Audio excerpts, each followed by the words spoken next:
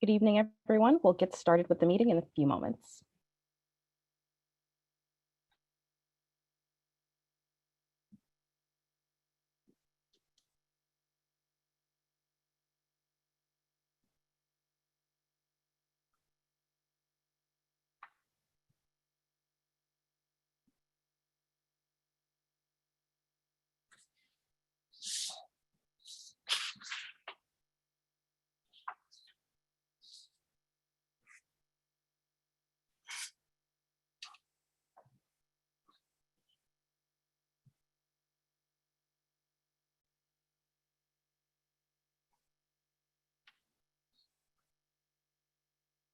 Since we're a minute past the hour, we'll get started. So good evening and welcome everyone to the first public information meeting of the Wellington Circle study.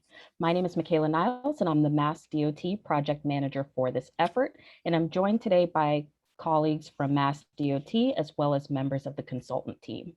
I'd like to open with a few procedures for tonight's meeting. Next slide, please. So first, please note that this virtual public meeting is being recorded.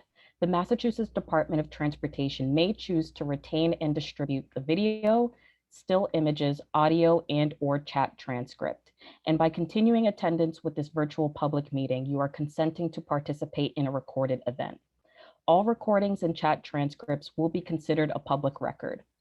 If you're not comfortable being recorded, please turn off your camera, keep your microphone muted, and refrain from utilizing the Q&A. There will be opportunity for Q&A at the end of the presentation. To participate, you may use the raise hand button at the bottom of your screen, or if you're participating by phone, you may dial *9. A member of the study team will then unmute you so that you can share your question or comment verbally. You may submit questions or comments at any time in writing using the Q&A. And if you need technical assistance, please email Luke McInnes at lmckinnis@hntv.com.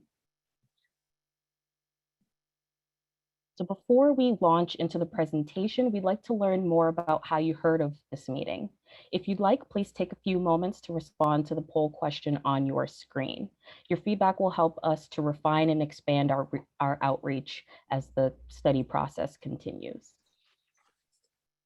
So we'll keep this poll open for a few more moments.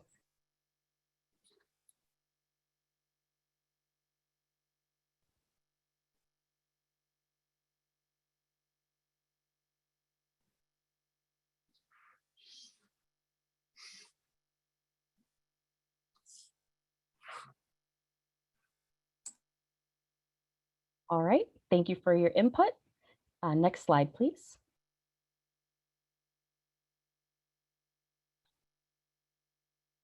So as part of today's agenda, we will outline the study process and review the study area, the goals and objectives, and the evaluation criteria. Next, we will talk about existing conditions, both with regard to the planning context and the multimodal transportation network. Then we will discuss issues and opportunities within the study area and provide an overview of how to use the interactive meeting on demand platform. From there, we will open it up to questions or comments. And finally, we will outline the next steps for the study. Next slide, please. And next. So as a bit of background on this effort, it was launched as part of the Section 61 finding for the Encore Boston Harbor Casino. And as part of that finding, funds were allocated for a study to look at long-term improvements at Wellington Circle. Next slide, please. And so this conceptual planning study seeks to evaluate the existing and future multimodal conditions at Wellington Circle. And this process includes examining ways to redesign the circle to provide better connectivity and improve mobility within the city of Medford and the surrounding region. And based on the analysis and the feedback received over the course of the study, short, medium, and long-term recommendations will be developed and included in a draft final report that will be released for public comment, then finalized in a final report. Next slide, please.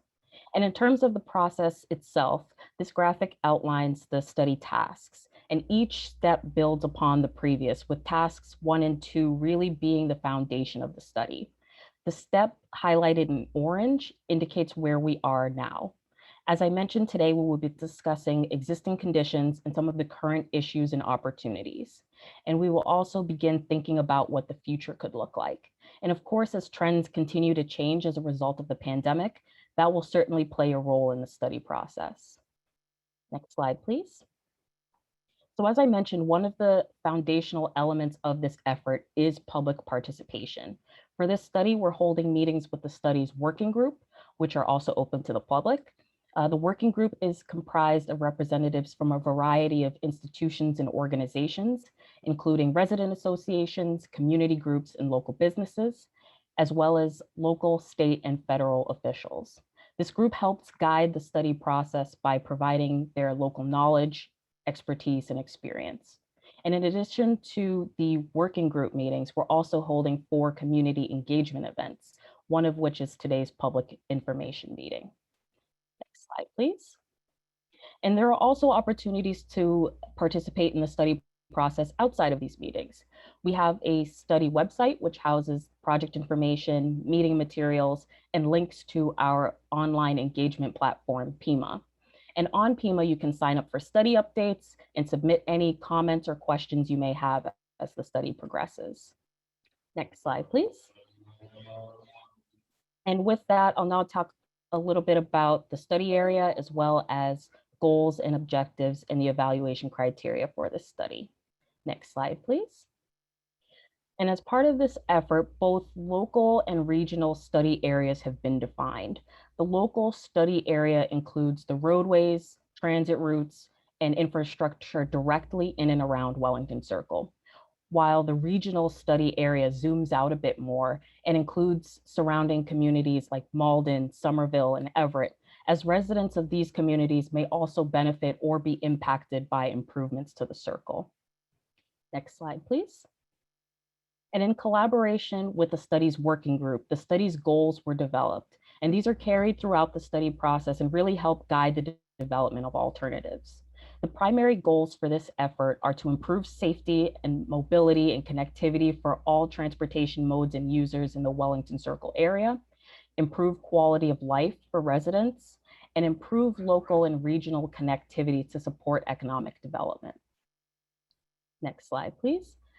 And accompanying the study goals are its objectives, which are to increase safety, access and mobility, and quality of life by providing connectivity, by improving connectivity to Wellington Station and other destinations within the study area, and promoting active transportation by providing comfortable facilities for bicyclists and pedestrians. Next slide, please. So with the established goals and objectives in mind, the alternatives that are ultimately developed will be assessed using this evaluation criteria to measure how well they meet the goals. The criteria takes into account how well the alternatives support multimodal mobility, safety, land use and economic development, as well as the potential environmental, community, public health, and social equity effects. In addition, the alternatives will also be assessed based on constructability and cost. And with that, I will now hand it over to Natalie Rapel of the consultant team to talk more about the existing planning context. Natalie? Thanks, Michaela. I'm going to start off by giving an overview of the area surrounding Wellington Circle. So you can see here on this map, our local study area is defined by these blue shapes, which are known as TAZs, or Transportation Analysis Zones. And these are the boundaries that we use to look at different demographic and socioeconomic data. So here we start off looking at the existing population density in the local study area surrounding Wellington Circle. And you can see that there's a color spectrum of blues, and the lighter blues represent a lower population density, while the darker blues represent a higher population density. So first off, we can see there is a range within this area. And when we look at Wellington Circle in particular, which is highlighted by the dashed red circle, you can see that there's relatively low population density in the circle itself, particularly to the west. And so what that's showing us is that there's opportunity for looking at more transit-oriented, denser development, especially given the proximity to Wellington Station. We can really build on this opportunity to incentivize more walking, biking, and transit trips in this area. And next slide. So when we look at the population, we don't just want to think about the number of people, but also who are they, what are their characteristics, and who are we planning for? And so we looked at several demographic indicators shown here. So one being race, and we see that 36% of residents identify as non-white. And in terms of language, 42% of people speak a language other than English as their primary language. 12% of this population has an income below the federal poverty level. And then 14% of households are car-free, meaning that no one in the household owns a vehicle. And so it's really important to think about these populations and what that means in terms of how they can be both benefited and impacted by transportation within Wellington Circle. So impacts including congestion or air emissions are things that we will think about as the study progresses. Next slide. So the next two slides will show some projections from 2020 to 2040, thinking about what this area will look like in the future. So here we see population change with a lower change or no significant change in a lighter blue color, and then the most change or population growth in the darker blue color.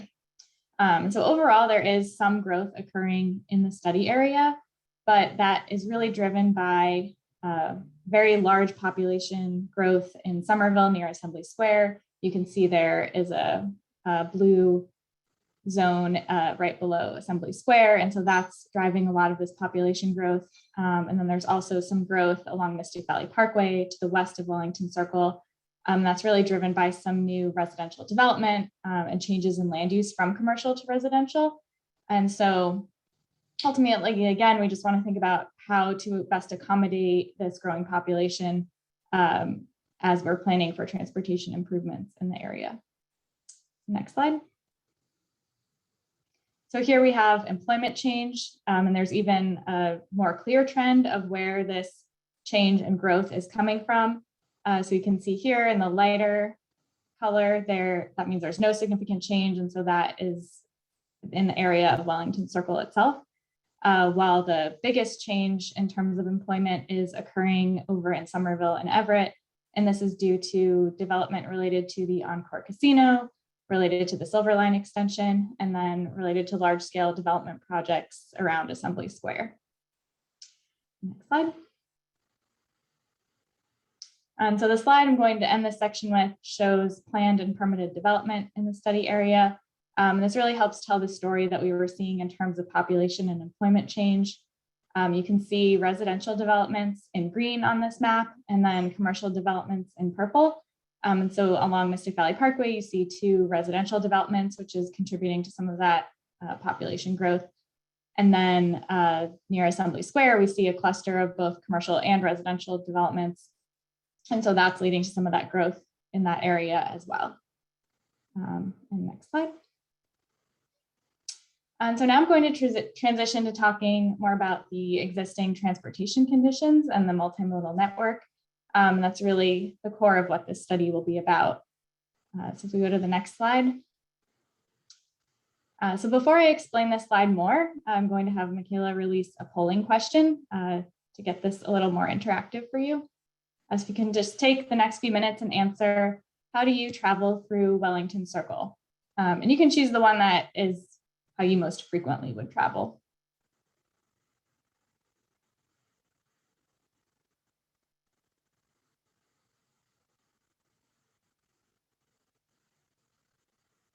If it looks like most people have responded, we can release the answer.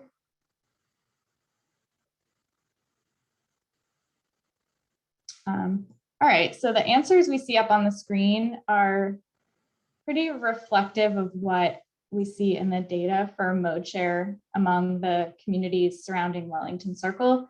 Our data, as well as polling results tonight, show us that the majority of people drive alone through Wellington Circle. And in the case of this data, just drive alone most frequently for their commute trips. Drive alone is the highest percentage, has the highest mode share for commute trips of all these communities, though it's roughly tied with Somerville for using transit.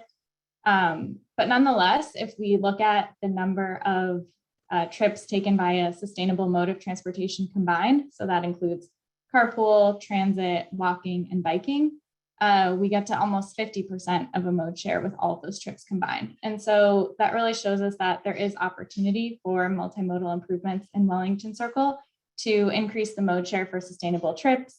Because with better facilities in this area, it may shift the behavior of people in all these communities to choose a more sustainable mode of travel. Next slide. So we're going to go through some key findings we found for each mode of transportation, starting with walking. So when we looked at the existing conditions for walking within Wellington Circle and the surrounding roadways, we did find that the majority do have sidewalks on both sides, and there are crosswalks in Wellington Circle, there are curb ramps. But really what we're taking away is that a walkable environment and safe walking conditions are about more than just a sidewalk and crosswalk in and of themselves. It's about looking beyond at what are the obstructions or things that might make people feel unsafe walking, especially people with mobility impairments, and thinking about the needs for people of all ages and abilities. And so when we look more closely at the existing walking environment, we see that there are some obstructions in this area. That includes looking at Revere Beach Parkway on the south side. You can see to the right on this graphic, there's a utility pole in the middle of the sidewalk. And so this prohibits there being a clear 4-foot path of travel, which is required for ADA accessibility. If we look to the north on the Fellsway, the image on the top left of the screen shows a large driveway, and the frequency and presence of multiple driveways in this area interrupts the sidewalk network, and then also leads to conflicts between pedestrians and turning vehicles for turning in and out of these shopping areas. And then to the left on Mystic Valley Parkway, the image to the furthest left on this graphic is showing a sidewalk in poor condition that has an uneven surface and cracking. And so again, that's an accessibility issue and creates unsafe conditions, especially for people who may have trouble walking. So if we go to the next slide. We looked more closely at walking conditions and pedestrian facilities within Wellington Circle itself. And so we approached this from the perspective of someone crossing from the Wellington Circle Plaza in the northwest to the opposite side of the circle towards Station Landing and Wellington Station in the southeast. And so you can see here, whether you cross in a clockwise or counterclockwise direction, it necessitates 5 to 6 intersection crossings or crossing the approaches of this intersection. And so that really demands a lot of patience and stamina from a person in terms of the time it takes to wait at these signals for the traffic lights, and then also just the distance of crossing in one of these directions compared to the distance it would be to cross directly through the intersection. So again, we want to think about walkability in terms of more than just the sidewalks and crosswalks, but really what are the conditions in terms of time and distance that people are required to go, and how many lanes of traffic they'll also need to cross, as that puts them at risk for a longer period of time. Next slide. So now we'll transition to looking at the bike facilities around Wellington Circle.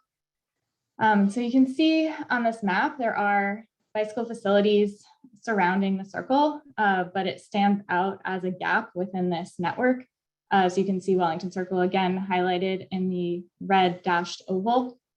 So when we're looking at it from a more regional perspective, it does have the potential to provide this regional connection in the bike network. And if we are providing this connection, it's important to think about how it can be comfortable for all types of bicyclists, because not everyone may feel comfortable riding alongside 5 lanes of traffic if you were to just put in a typical bike lane. And so when we look at the different types of existing facilities that Wellington Circle could help connect, there is a buffered bike lane on the Fellsway to the north, highlighted in green. There are dedicated bike lanes to the east on Revere Beach Parkway and River's Edge Drive in yellow. And then to the east and west along Mystic Valley Parkway between the roadway and the river, there are off-street paths that go through the state park. And then to the south on the Fellsway, there is a bike lane that is currently being implemented, and that is through a shared streets grant. And so there's currently striping out there, but signage and more flex posts will be coming soon as that gets implemented. And next slide. And so as we're thinking about what are the walking and biking facilities that make sense in Wellington Circle, we are looking at what the state has in their pedestrian and bicycle plans. And their vision for both of these plans is to provide safe, comfortable, and convenient facilities for both modes, to eliminate fatalities, and then to increase the percentage of trips taken by walking and biking. And so this project has the ability to help implement some of these goals. And next slide. And here are some snapshots from the bike plan more specifically. You can see on the image to the left, Wellington Circle is identified in the state's bike plan as a gap in the high comfort bike network. And then in the image on the right, it's identified as having high potential for everyday biking trips. And this just means that there are a lot of destinations such as a transit station, being Wellington Station, commercial centers, schools, parks that could all be accessed by biking. And so if biking facilities were provided in this area, there is a good chance that they would be well utilized based on this demand. And next slide. So now I'm going to turn it over to my colleague, Gary McNaughton, who will continue on to talk about the existing transit service in the local study area. Thanks, Natalie. So as Natalie indicated, I'm going to be talking about the transit service as well as some other modes and how they operate within the study area. Quick qualifier, all of the data and all of the operations that we're talking about are based on pre-COVID 2019, early 2020 data. As things start to resume back towards normal volumes, even with different patterns, we're starting to see things are more representative of that, which is why we've been working with those volumes. And I'll explain that in a little bit greater detail in another couple of slides. When we're looking at the bus travel through this study area, the buses are in the same lanes as general traffic. So they're experiencing the same delays. They're subject to the same variability that general traffic is as they incur those delays and queues, et cetera. The reliability of that bus service and the overall quality of it suffers because of that mixed use within those travel lanes. So the metrics that we're going to be looking at are travel time, quality of service, how long is it taking for the bus, how much delay are they incurring along their route, variability, how consistent is that trip? Is it consistently, something I can rely on and I can predict and plan for, or is it going to vary day to day? And merging those two together, getting into excess passenger time. So how much delay is incurred at the busiest times when passengers are on those buses and weighting those values. And these are all metrics that are used quite often by the MBTA and other transit agencies in evaluating overall transit service. Next slide. So we started by looking at all the routes that serve through the study area, and you'll notice they all feed into Wellington Station. And almost 70% of the bus riders in the study area board or alight at Wellington Station. So that really shows that the circle being right in that area gives us a real opportunity to improve some of that bus and multimodal connectivity to Wellington Station for those routes for different modes to be able to access the station a little more comfortably, a little more successfully, and potentially shift some folks away from the typical vehicle approaches to getting into that station. Next slide. So this slide shows those delays that are incurred by the passengers on the buses. And this is the excess passenger time. So this is weighted not just on the vehicle delay that the buses are incurring, but the number of passengers. So you're seeing the darkest colors, the reds, where the most delay is being experienced in and around Wellington Station, certainly between the circle and Wellington Station approaching, and then departing the station going off into to the east along Route 16, and then coming back in from Sweetser Circle. So all in close proximity to the study area. And the way that this slide is presented, it's an aggregate of both peak periods, as we're seeing a lot of similarities, a lot of delay in the same locations for the bus travel. And you are seeing that concentration again within a quarter mile of the station. Next slide. So the other part that we looked at was general vehicle travel and experience. So we, as I said at the beginning of this, we really couldn't just go out there and count cars. We started this project after the onset of COVID and some of the restrictions that were put in place back in March of 2020. So we had to get a little more creative, and we've done this on a number of projects. You know, in many ways, it would be easier just to go out there and be able to count the cars that are going through the intersection, count those pedestrians, count those bicycles. But that wasn't available to us to be representative of actual conditions. So we fortunately had a number of different studies that were fairly recent within the project area. The most notable one being the monitoring program from the Encore Casino that was conducted in February of 2020, just prior to a number of the pandemic restrictions. So that gave us a good basis. We were able to mine data from a number of other studies and kind of merge all of that information together to represent typical traffic conditions, making adjustments within nearby intersections or within data from different sources, different time periods, to get to something that we felt was a good representation of the pre-pandemic volumes. Next slide. So there's a lot of this information is available on the project website. You'll see a lot of detailed traffic information. We have pedestrian volumes, bicycles, vehicle volumes at every location that's shown within the study area. So all that information is there. This graphic is trying to represent the overall patterns for vehicles through Wellington Circle for the weekday morning and weekday afternoon peak hour.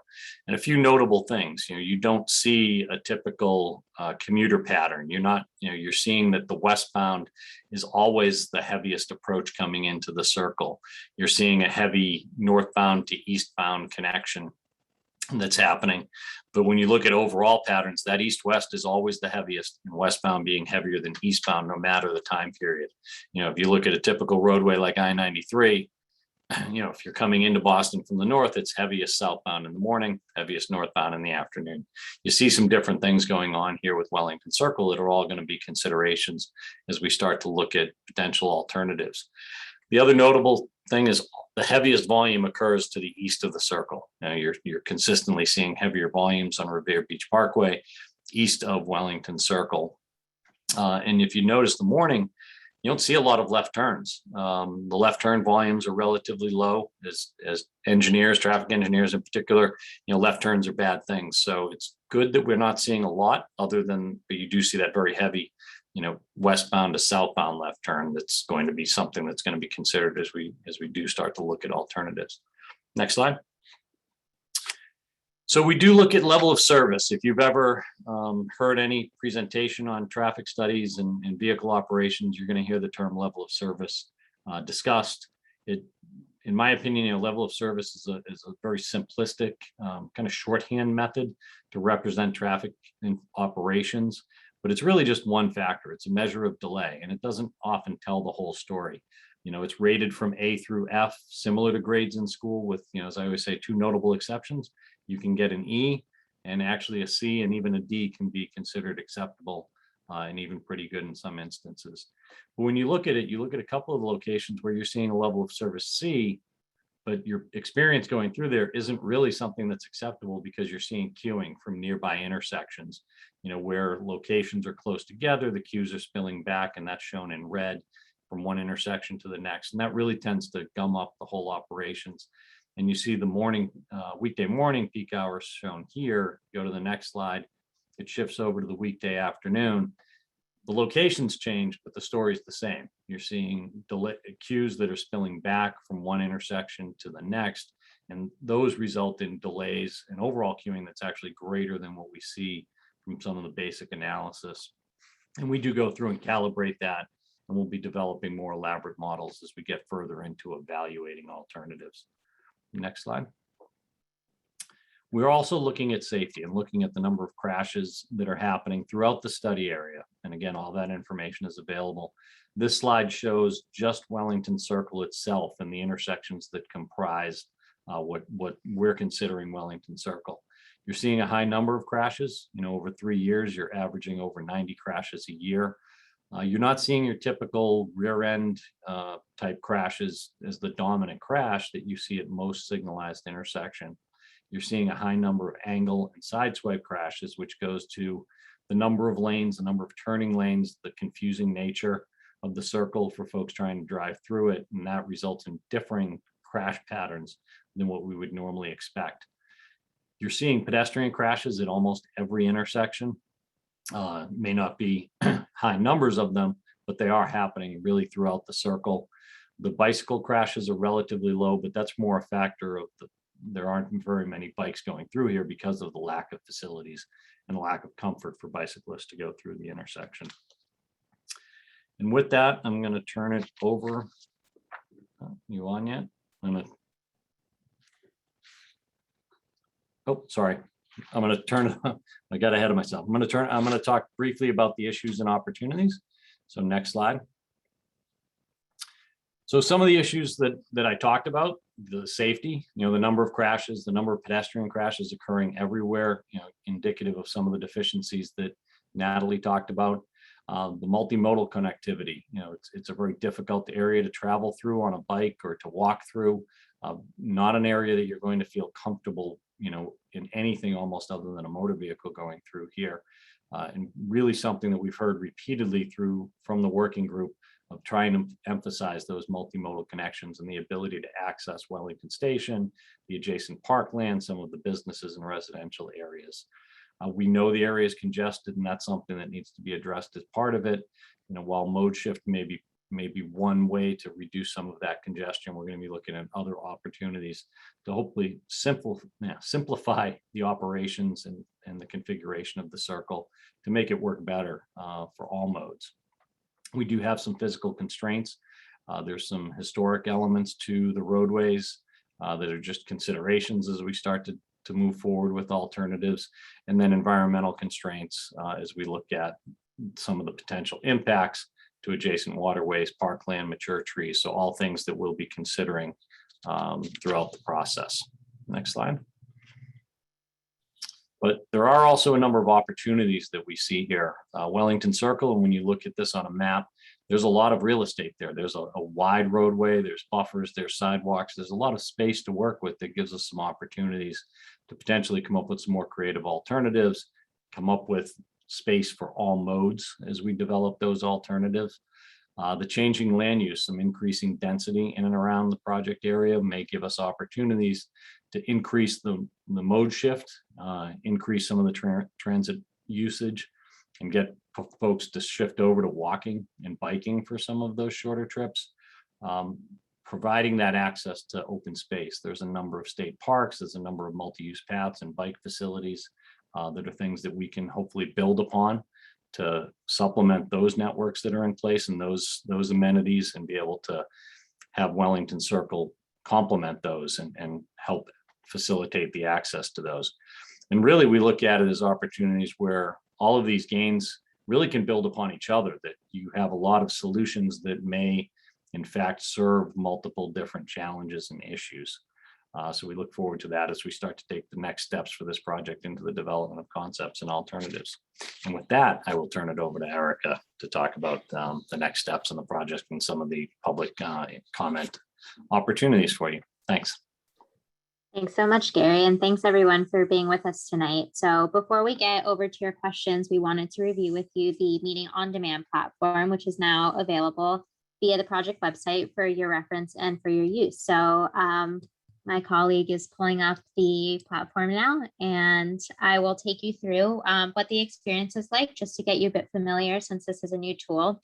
As I mentioned, this is accessible through the project page on the Mass DOT website and will be open for 2 weeks beginning today. So it'll be closing on July 8th. This is a really great tool for you to learn even more about the project beyond what's been shared today. There's some more information in there that you might want to dig into.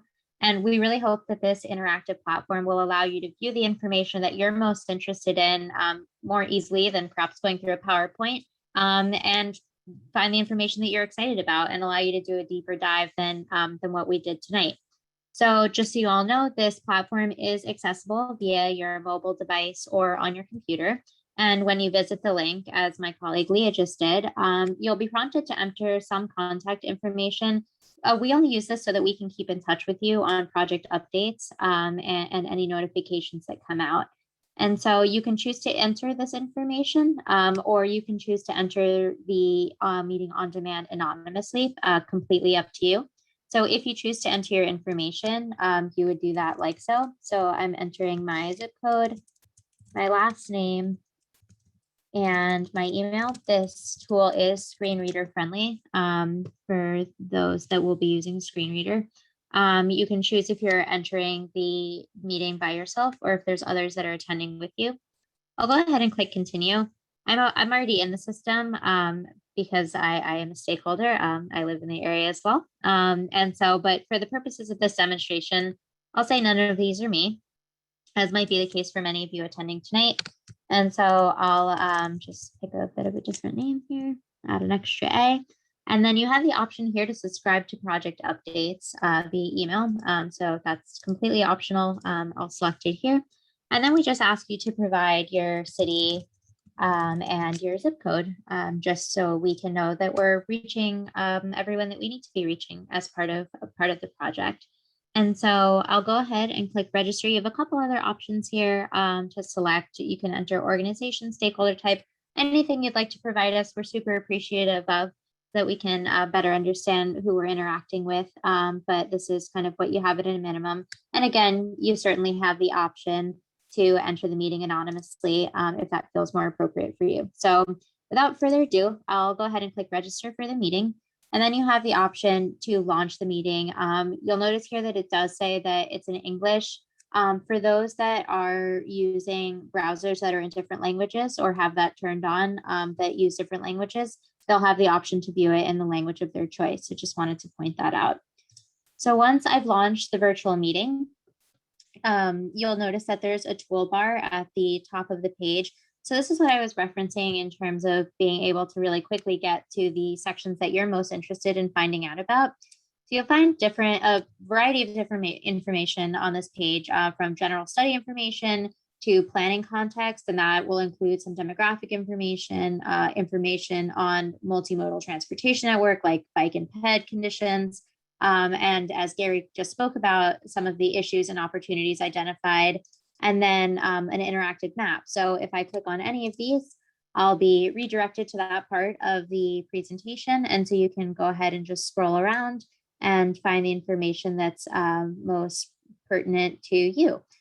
So I think I'd like to spend most of the time here focused on the interactive map. And so, oh, yep, that's a great feature too that I just inadvertently clicked on. So you are able to make any of the images larger simply by clicking on them, because some of them are a bit detailed and you might want a bit more information. So if I go over to the interactive map, this is where we're really hoping to get some of your assistance. And so you notice here you can click anywhere to start interacting. So I'll click, and if you forget these instructions, no problem. They're here on the meeting on demand at any time. We'll also be posting a recording of this meeting if you'd like an additional walkthrough. And at any time, you can contact us via the comment form for additional support. We're happy to help walk you through it. So on this interactive map, you can see there's already a few comments here. These are from the working group members. And so you can click on any of these comments and read what other folks had to say about issues and opportunities within the study area. You can actually give it a heart if you agree with that comment. So that way we can see which are the hottest topics that are coming up in the interactive map. And then you can actually submit a comment yourself. And to do that, you'll click on the green button that says submit a comment. It'll ask you a couple of questions here. You can enter your general comment, what your comment topic is. So I'll put this as an opportunity. And then you can also select the different type of overarching comment topic that your comment applies to, such as bus services or pedestrian facilities. And the neat thing about that is then your comment will actually get color coded based on that. So if you're looking at this map, you can kind of get a sense of what the most pertinent issues are to your neighbors and friends in the area. So you can also zoom in by location. If you want to span to a specific spot, you can go ahead and enter that here so that you don't have to pan around the map. And then to complete your, I won't complete it here since this is not a real comment, but you would click report it. And that's how your comment gets placed on the map. So again, you'll be able to kind of click around here to see the different comments that have been entered. You can click directly on a comment. And then if you're curious what the color coding means, you forget after this meeting, it's right over here in the legend. And so you can see what the different colors represent in the map. And of course, you have the opportunity to zoom in and out so you can better understand. So as I mentioned, really hoping to get your comments on this map to really help us understand what your issues and opportunities that you see are. So moving through the rest of the meeting on demand platform, you scroll to the bottom of the page, the project event page. We'll have a quick thank you, and you'll see a couple different links here. And so there's a link to click on the comment form. And so this is, want to be clear, this is different from the interactive map in that the comment form is an opportunity for you to speak more generally about the project and let us know your overall favorability rating as you see it now. You can also let us know in the comment form how you're enjoying the meeting on demand experience and the meeting tonight itself. We're very curious to hear your feedback. And so this is the same comment form that is available via the website, just another opportunity to find it.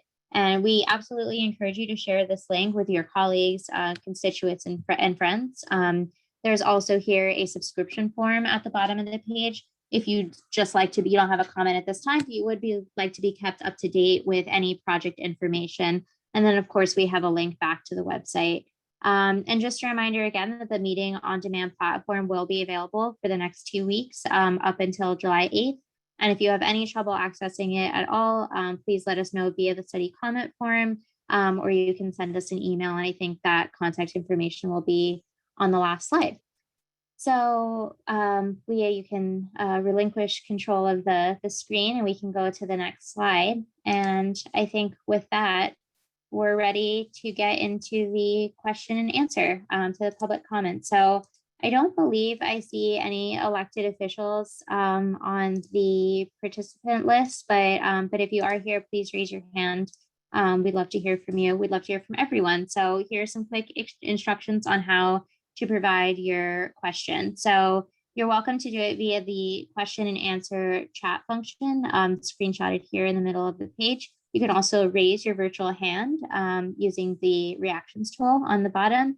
And then if you're participating by phone, to raise your virtual hand, you'll just press *9. And again, as I mentioned, we have the study comment form that'll be available throughout the study process. So with that, I think we'll get in. We already have a couple of questions, so we'll just go ahead and get started. And I see a lot more pouring in. So coincidentally, the first question is one that I think I will go ahead and answer. And so this question is from Betty and says, given how many non-driving residents in the area don't speak English or speak it on a limited basis, what plans are there to make sure they have a chance to be informed of what's happening? This is a great question. This is incredibly important to the project team. So a couple different things that we have planned. We will continue to do media outreach to different vendors, including those that are non-English, such as El Planeta and El Mundo. Michaela also mentioned that we'll be having community engagement events at which we will have bilingual staff. We'll also be working very closely with our working group members and other partners who represent a number of civic and advocacy groups in the study area to make sure that they're helping us by reaching out to their constituents and letting them know about study updates. We'll also continue to be flyering around local businesses in advance of meetings, and we'll continue to explore opportunities to provide translations at meetings.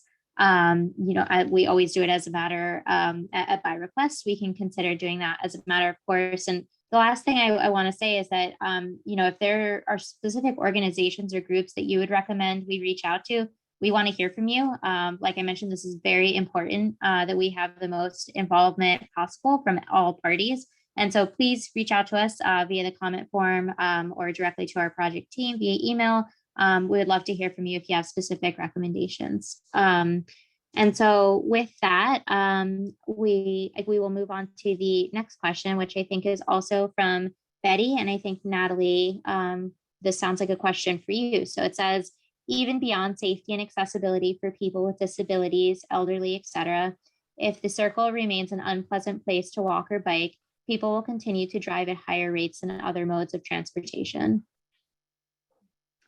Yeah, I think that's a really good point. And we definitely want to look at ways to improve walking and biking, just in terms of general comfort and convenience for people. And so like Gary pointed out under the opportunity slide, there are existing wide roadways, there are also wide buffers. And so there is opportunity to think about how to reallocate the space that's out there today and dedicate more of that space to walking and biking facilities, with the goal of having that make it more comfortable and easy for people to shift from driving to walking or biking for some of their trips. Great. Thanks, Natalie. And thank you, Betty, for both of those questions. So next we have a question from Sean that says, how can asphalt roads be considered historic? Erica, this is Joanne Harris, and I'm a planner with McMahon. So we looked at historic resources in this area. And the reason the parkways are historic is they're originally part of the Metropolitan Park System, and the roadways were designed in concert with those parks. So you have Mystic River Reservation, Mystic Valley Parkway. Revere Beach Parkway was the road to Revere Beach. So they were all developed in concert, starting in the late 1890s by the firm of Frederick Law Olmsted, who laid out the original roadways. And that's why they're considered historic. Now, obviously, they've been evolved over the years to accommodate more traffic, but the basis for their design was really within the parkway system for metropolitan Boston. Great. Thank you, Joanne. And thank you for that question. So our next question is from Peter, and it says, have you calculated pedestrian level of service at Wellington Circle? That sounds like one for Gary. Yep, and we haven't done the actual PED LOS calculation, but we did in one of the earlier working group presentations, Natalie's slide of showing all the crossings, we actually calculated the amount of delay and the amount of time it takes a typical crossing for pedestrians via those two different routes that were shown. So it's level of service F. We didn't need to do the math. You know, we can see how long it takes to cross compared to what should be out there. And it's really the typical LOS for a pedestrian may not look all that bad if you look at the individual intersections, which is part of why we didn't do it. And we wanted to look at it more on the aggregate, looking at travel time, you know, walking times to get across the intersection, the amount of aggregate delay at all of the locations that you have to cross. So we are considering it, but no, I can't tell you, you know, we've done all of the level of service, but we will continue to look at that as we develop concepts and evaluate those. The pedestrian experience, pedestrian delay, pedestrian wait time for crossings, all of that will be factored in. Great. Thanks, Gary. And thank you, Peter, for that question.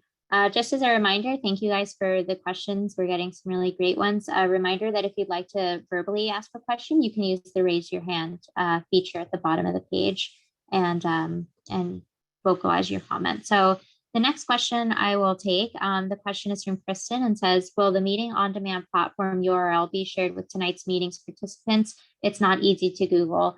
So another great question. These are all great questions. So yes, we will be sending an email out with a link to the on-demand platform that you can share. You can view yourself and you can share with others. So thank you for asking. So the next question we have is from Tom. It says, thank you for taking on this study. The highest speed roadways make it very dangerous for walking and biking. Given the urgency of climate change, are you targeting specific goals for greenhouse gas emission reduction and mode share? Will it be pleasant for walking and biking, or will it be a wide highway? And I think that question might be for Natalie. Yep, I can take that one. So yeah, if you remember towards the beginning of the presentation, Michaela presented a slide on the goals and evaluation criteria. So we haven't developed the specific evaluation criteria yet, but we will have ways to make sure goals for the project, such as climate change and mode share, are measurable, and that we can measure how well different alternatives achieve goals for the project. And so with wanting to improve safety and having mode shift in the area as a primary goal of the project, it would be beneficial for the project to make it more pleasant for walking and biking. And so while we don't have specific numbers developed yet, that would be something that will be part of the project. Great. Thank you, Natalie, and thank you for the question, Tom. So we next have 2 questions from Hillary. And so I think these look like they'll be for Gary. So we have, as a person who lives near the Fellsway and commutes to and from Wellington on foot and bus, would you consider installing walking bridges in the high traffic center running from Assembly Road to Medford Fellsway?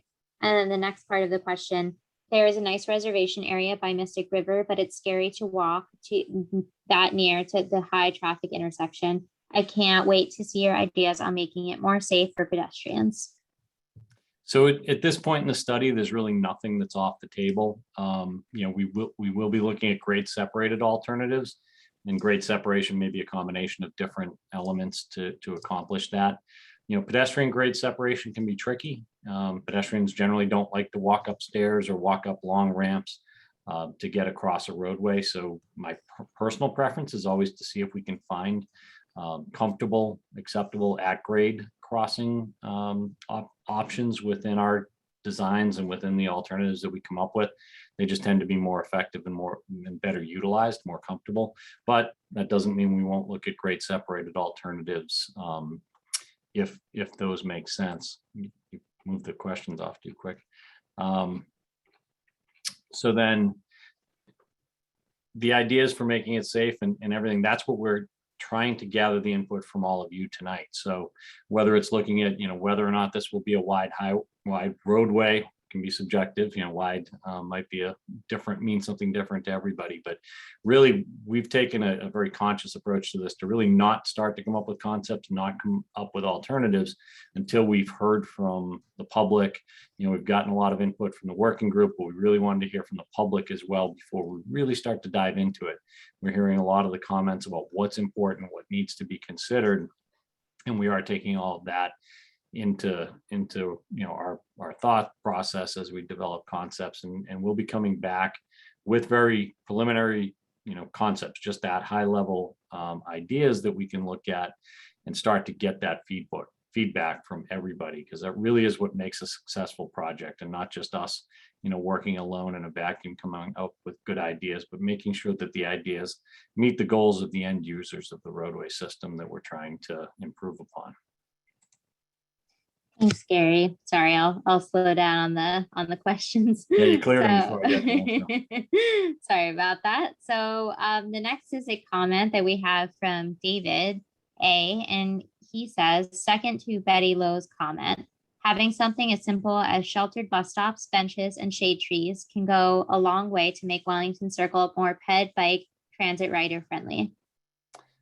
Yeah, and we've been doing a lot of work on bus system improvements, bus stops, as one of the primary functions that we've been doing lately with the MBTA. So we certainly appreciate some of those simple improvements, relatively simple, that can make it just that a much more pleasant experience to be in the area, to travel through. So all of those tools are going to be available to us as we develop these ideas. Great, thanks. Thanks, David, for the question. So the next question we have is from Hillary, and the question is, can you install the bus wait time signs at every Wellington Station bus stop like the ones that were beta tested on Route 77 in Cambridge? We can bring it up with the MBTA as we're working with them and talking about bus service. That's something that they would have to install, but we can certainly carry that forward and look at including that as a recommendation within what we're doing in collaboration with the MBTA. Great. Thank you, Gary, and thank you, Hillary, for the question. So the next question is from Betty and says, thank you for the answers, Erica and Natalie. I would suggest some neighborhood canvassing or use of Medford's reverse 911 dialing as part of your outreach strategy.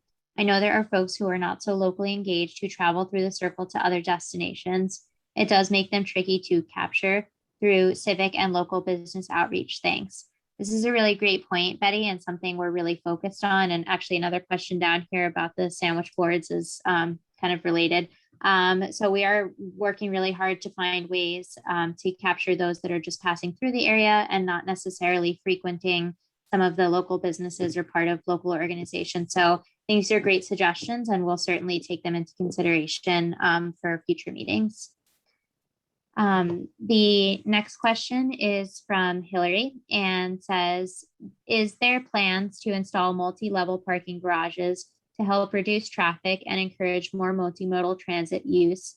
For example, like Salem Multimodal Station and Revere Blue Line Station. And as part of this project, we're not looking at adding parking, but there may be other efforts that, through MassDOT and other agencies within MassDOT that I can't speak to what they're doing right now. We could certainly look into that and see what plans are out there. But this project is really focusing on the Wellington Circle area and local improvements that we can make.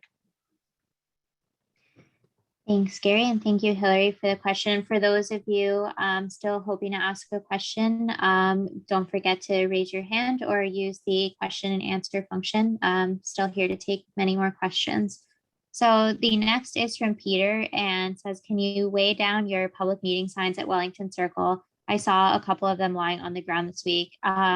We certainly do not want that to happen. So absolutely, they are currently weighed down with sand. And we will make sure that they are better secured for the next go around. We will be removing them this week so that they won't be there until we have our next meeting. So thank you for noticing that and letting us know. Appreciate it. So the next comment we have is from Tom and says, can we have continuous safe bike routes for people biking through the project area? For example, from the new bike lanes on the bridge to the buffered bike lanes on 28 North without mixing dangerous traffic. Well, you skipped Hillary. Hillary, you're welcome. Yes, thank you, Hillary. That's certainly something that's going to be factored heavily into the evaluation criteria. I think we've heard loud and clear that the ability to walk and bike through the area comfortably, continuously, not have, those large gaps within the network or something that is, sorely desired out here. So I think that will be heavily factored in our evaluation criteria as we start to look at alternatives. Thank you, Tom, for the question. So we just have a couple more questions here, so please keep them coming in. This question is from Sean and says, is there any thought or capability to work with the local property owners and Medford to reduce the prevalence of large parking lots right in the same areas that walking and biking happen? Massive expanses of asphalt are unpleasant to walk or bike around and add to the induced automobile demand while simultaneously reducing pedestrian and micromobility demand. So we're working with Medford and a number of the surrounding communities. So we are certainly looking at land use. We can carry that forward. I don't know that there's any active plans to change those abutting existing land uses, but as the redevelopment occurs and those properties start to change, there may be opportunities to modify the parking arrangements. I do agree with your comments, but some of those things may be a little slower to change. So they're certainly part of the process and things that are being considered. Okay, next up, we have a question from Betty, actually a suggestion for Gary. So if I may make a suggestion regarding Gary's answer about accurate ideas to make the area more bike walker friendly, perhaps some of the left-hand turns could somehow be converted to quadrant intersections wherein left-hand traffic could be rerouted to a part of the road behind the main intersection. Yep, and really nothing is off the table at this point. At this stage in the game, we'll certainly look at more unique and creative intersection configurations. We've done that. We've looked at those different treatments in some areas. The challenge that we sometimes come up with is other modes. They may not be as expected for pedestrians, for bicyclists, but we'll certainly be looking at really just about anything that's out there for intersection treatments to try to be as creative as we can. This is a unique area, and when we started on this project, I looked at Wellington Circle as something that you would never design an intersection the way that came to be, and it's really been cobbled together over the years with a number of Band-Aids that have led to what it is there. So we're pretty excited to have as much real estate and, to start to take that blank slate look at and come up with some creative ideas to come up with a more efficient system than what's out there today. Great, thanks. So just a quick follow-up from Hillary before we move on. So she says, as a pedestrian who carries bags from grocery shopping to bus stops, I agree that the driveways and parking lots are fatiguing, never mind the dangerous crosswalks. Thanks, Hillary. And then we have a question here from Tom that says, will there be any quick build implementation to deliver safety improvements more quickly? We typically will come out with short-term and long-term implementations, what can be successful, what may work. I know there's been a number of, tweaks to this location, a number of minor improvements through the years. We'll see if there's anything more that we can squeeze out to try to improve things in the short term. So that's one of the things we'll be trying to do, but I can't promise what we come up with. Okay, thank you for that question. So the next question is from David A. and says, not sure if this was mentioned already, but what about using strategically placed visual barriers? Example, bollards, reflective strips, removable lane dividers to change the geometry of the road to encourage drivers to drive slower.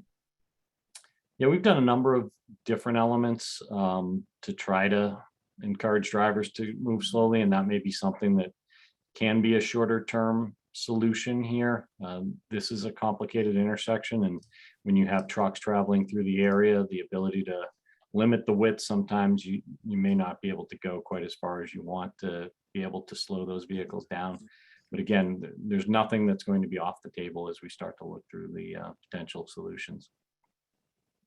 Thank you, David. Thank you, Gary. So we have actually two comments that are kind of related here, so I'll read them together. So one from Alicia Hunt, who is the Medford Director of Planning, says, residents should be aware that there is a comprehensive planning process going on in Medford right now, and that the process would love to hear their thoughts about the large seas of parking lots, and they can learn more and voice their thoughts here. And this is medfordcompplan.org. And maybe we can go ahead and try to throw that in the chat somewhere. I'll figure that out after we read the related question, which is from Doug Carr, and says, Medford is just beginning a multi-year master plan process that will overlap the study. They will be looking at everything, including land use, rezoning, etc.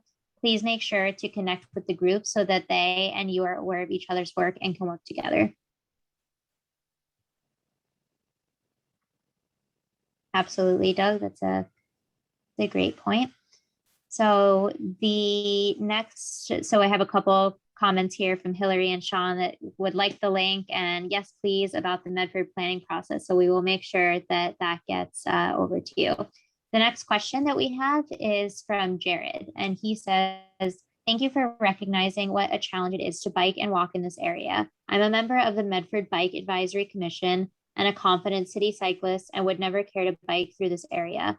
We look forward to your work to make this area much more amenable to more human-oriented transportation options. Improved enforcement of traffic rules and reduction in red light running will also help here.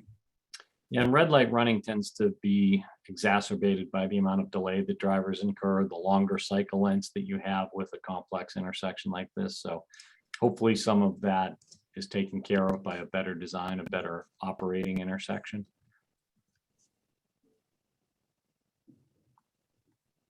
Great, so I think those are all of the questions we have for now.